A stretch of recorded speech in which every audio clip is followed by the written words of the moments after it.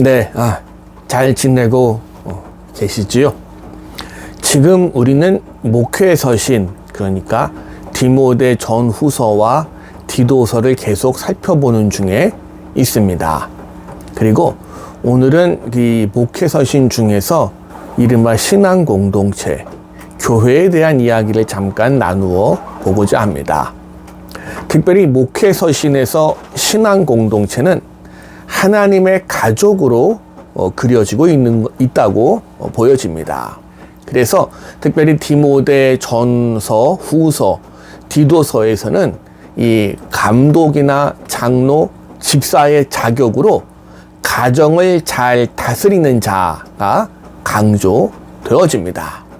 교회는 하나님을 아버지로 모신 거룩한 가정이기 때문에 그 교회를 다스릴 사람은 자신의 작은 가정을 다스리는 데 있어서도 부족함이 없어야 된다, 이런 의미이겠지요. 교회의 지체들이 서로가 서로에 대해서 가져야 할 태도 역시 이 가족의 맥락에서 주어지고 있습니다. 나이 많은 남자를 아버지로, 젊은 남자를 형제로, 나이 많은 여인을 어머니로, 젊은 여인을 자매로 대해야 한다라고 디모데서는 특별히 강조합니다. 보시지요. 디모데 전서 5장 1절에서 2절입니다. 디모데 전서 5장 1절과 2절.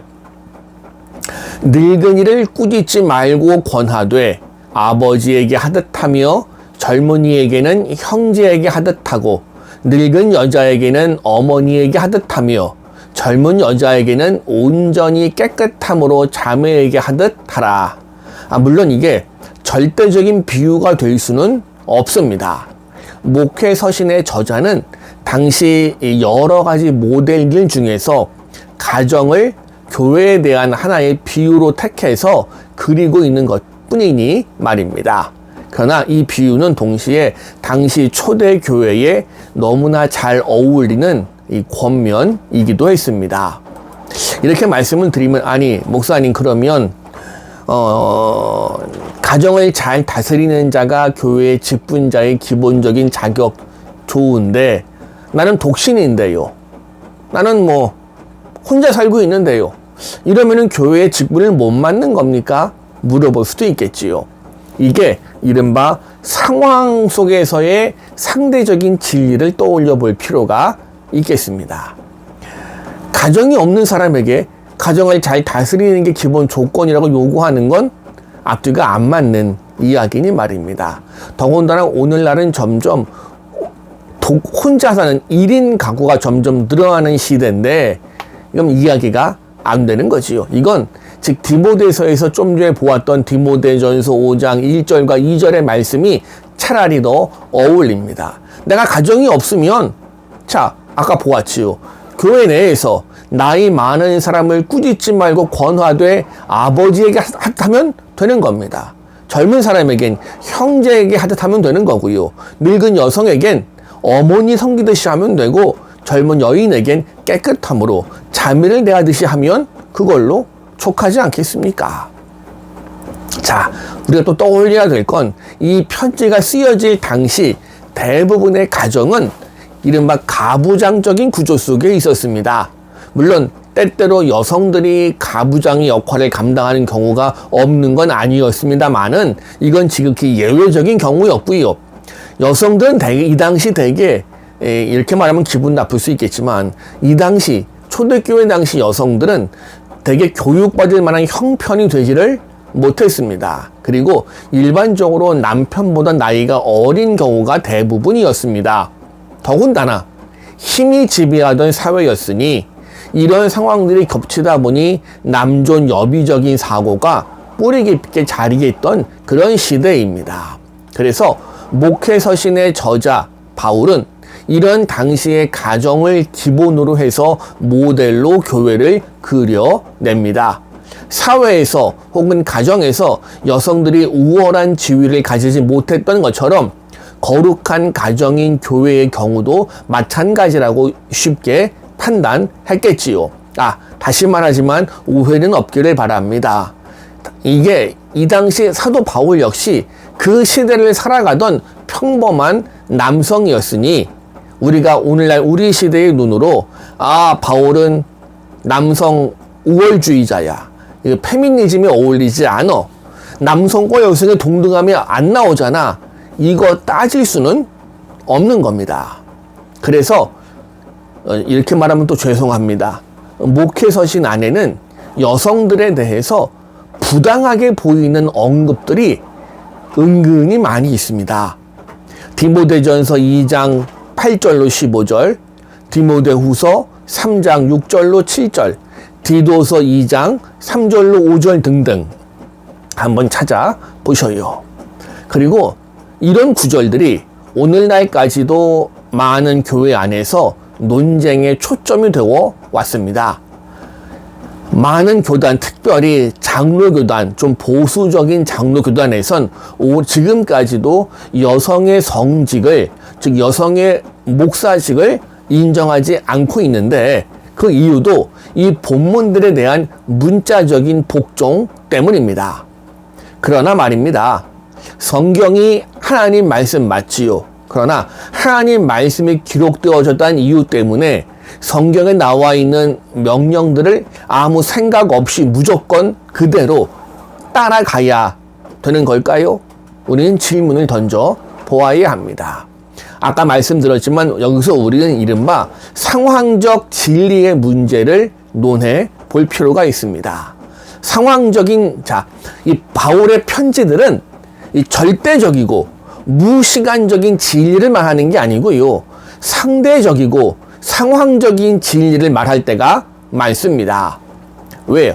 편지를 쓴 바울은 기본적으로 자기의 편지가 후대에 성경에 포함될 걸 예상하고 기록한 게 아니고요, 그 당시의 교회들, 그리고 당시 자신의 편지를 읽는 사람들의 상황에 알맞는 진리를 전해 주고 있습니다. 물론 바울의 편지에는 세월이 흘러도 변함이 있으면 안 되는 절대적인 진리도 포함이 되어 있어요. 예수 그리스도에 대한 부분은 세월이 지나도 변함이 없을 수밖에 없잖아요. 그러나 상황에 관련된 부분이라면, 환경과 관련된 부분이라면 그걸 문자 그대로 따르겠다는 행동은 겉으로 볼 때야 성경을 문자 그대로 따라가니까 신앙적이고 성서적이라고 말할 수 있을지 모르지만, 따지고 보면 결국 그것은 상황을 고려하지 않으면 비신앙적이고 반성서적인 행동일 수밖에는 없습니다. 성경의 본래 의도를 그르치는 것이니 말입니다. 좋은 예가 될지 모르지만 예를 들어 보자고요. 여성들에 대한 차별적인 언급이 디모데전서 2장 9절로 11절에 이렇게 기록하고 있습니다. 봅니다. 디모데전서 2장 9절로 11절. 또 이와 같이 여자들도 단정하게 옷을 입으며 소박함과 정절로서 자기를 단장하고 따은 머리와 금이나 진주나 값진 옷으로 하지 말고 오직 선행으로 하기를 원하오나 이것이 하나님을 경외한다 하는 자들에게 마땅한 것이니라. 여자는 일체의 순종함으로 조용히 배우라. 이거 오늘날 교회에서 이렇게 목사가 이야기하면 돌맞기 딱 좋습니다. 그런데 재미있는 건 바울이 이렇게 권면하는데 바로 직전에 바울은 이렇게 또 이야기도 하고 있습니다. 디모데전서 2장 8절. 그러므로 각 처에서 남자들이 분노와 다툼이 없이 거룩한 손을 들어 기도하기를 원하노라. 재밌는 건 그동안 남성들은 여성들의 순종과 이 복종을 이야기하는 9절 이하의 말씀은 그렇게 강조하면서 바로 앞에 있는 8절 말씀에 대해서는 그렇게 이야기를 하지 않아 왔습니다. 자, 이게 그런데 말씀대로 문자 그대로 하자라고 한다면 2장 8절 보니까 남자들은 기도할 때 어떻게 기도해야 합니까? 손을 들고 기도해야 합니다. 문자 그대로 순종하려면 주일 대예배에서 대표로 기도하든 밥 먹기 전에 기도하든 잠자기 전에 기도하든 남자는 손을 들고 기도해야만 합니다. 또 말씀대로라면 남자에게 권했으니 여자는 손 안 들어도 상관없는 겁니다. 자, 이른바 문자주의자들, 축자 영감서를 이야기하는 사람들의 주장에 따르면 하나님 말씀이 그렇게 하라 하셨으니 그렇게 해야지요. 그런데 그분들이 그렇게 합니까? 아니요. 그러면서도 그분들, 여자들에게 교회에서 조용하라, 성경에 나와 있다고 강요합니다. 여성들은 목사에서 받을 수 없다고 이야기합니다. 그게 하나님 뜻이라고. 이거 모순되지 않습니까? 바로 이런 지점에서 성경 해석, 특히 이 바울의 서신서의 해석에 대한 중요한 요점이 부각됩니다. 거듭 말씀드리지만 성경은, 특히 서신서는 모든 시대를 관통하는 진리도 있지만 기본적인 건 당시 각각의 교회가 처해 있던 구체적인 상황에 대한 응답으로 쓰여진 것들입니다. 그러니 그 당시 가부장적인 사회에서 여성들에게 조용히 순종하라 이야기하는 건 당연한 일이었을지도 몰라요. 너무 뻔한 이야기입니다. 그러니 오늘날 성경을 읽어가는 우리는 2000년 전 그 특별한 상황에 주어진 응답을 문자 그대로 따라가는 게 아니고 오늘날 우리 상황에 맞추어서 바울이라면, 예수님이라면 무엇이라 하실지를 묵상하고 해석하는 게 우리의 역할인 겁니다. 자, 남자는 손을 들고 기도해야 된다거나 여자는 교회에서 조용히 있으라는 등의 지침들, 이건 당시 교회에, 2000년 전 초대 교회의 특별한 상황에 주어진 말씀입니다. 당시의 상황을 우리가 다 정확히 알 수는 없겠습니다만은 분명한 건 당시 초대교회 내에선 그렇게 하는 게 하나님의 뜻을 이루어 가는데 필요했으니 그렇게 지침을 준 겁니다. 자, 그렇다면 오늘날 우리네 교회에서, 우리네 삶 속에서 남자들은 어떻게 기도하고 여성들은 어떻게 행동해야 하는 겁니까? 그거야 우리의 일반적인 사회적인 관습 속에서, 우리 상황 속에서 이 흠되지 않게 적절하게 행동하면 되는 겁니다. 왜요? 이런 건 기독교 진리의 본질적인 문제가 아니거든요. 본질의 문제는 어떻게 하면 하나님의 뜻을 이룰까, 어떻게 하면 예수 그리스도의 복음을 증거할까가 본질적인 진리인 거지. 자, 비본질적인 것을 우리가 목숨 걸 이유는 없는 거지요. 그래요. 목회 서신은 초대교회 당시의 모습, 교회의 모습을 보여주는 좋은 참고 자료 맞습니다. 그래서 우리는 목회 서신을 통해서 당시의 교회의 구조가 어떻게 되어져 있는지, 직분을 맡은 사람들은 어떻게 행동해야 하는지, 어떤 조건이 있는지, 당시 교회의 구성원이라면 어떤 삶을 살아야 되는지 알 수 있어요. 그런데 동시에 우리가 기억하고 이해해야 될 것은 그런 제도나 구조가 절대적인 것이 아니라 2000년 전 교회에 어울리는 모습이라는 겁니다. 그건 당시 초대교회의 특수성 속에서 이루어진 제도고 구조지, 오늘날 그럼 우리는 우리의 교회에 걸맞는 제도, 역할, 직분 등의 상황에 맞게 만들어가면 됩니다. 자, 중요한 게 무엇이라고요?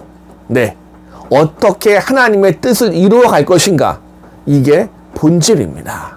근데 이 본질은 놓쳐버리고 비본질적인 것에, 껍데기에 치중하다 보면 교회의 생명력은 점점 죽어갈 수밖에는 없겠지요.